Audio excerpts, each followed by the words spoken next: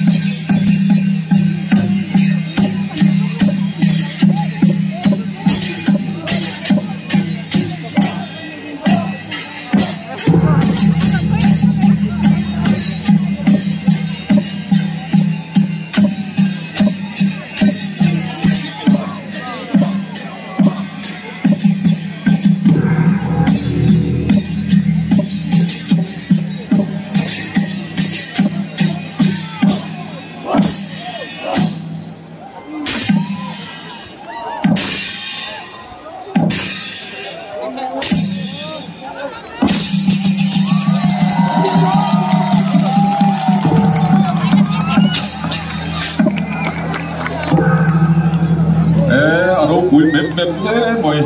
ngồi xuống mình đại chúc lối đường chú địa ngoài mê bận sang sang Sârlâm cái entir từ lâu cal sống sống thế lệ mỗi tất cả với na nắm là cái rồi entir vào anh lồng thuกันphải là chúกันlồng đặc rất anh ấy thì khan mua cái hàng chuột sân dừng xuống nga à tụt lệ cái lăng à tên tại vì là chú thế cái mình khi tiêu lồng này đủ chú tú này lồng thu sợiกันง่ายthật đâu na hết rồi hiện chồng đó tú này khác à tuy cần xem mà cần hùm đó cần kinh đó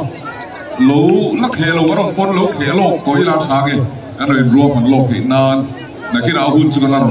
sợi để đòn anh ấy cái này chùa phật chuan lồng thứ sợi tú này pi Carol Williams Đông Kim Director Agriculture Department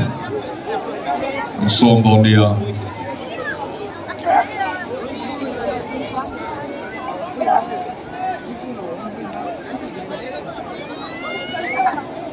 看见人会穿鞋干活呢。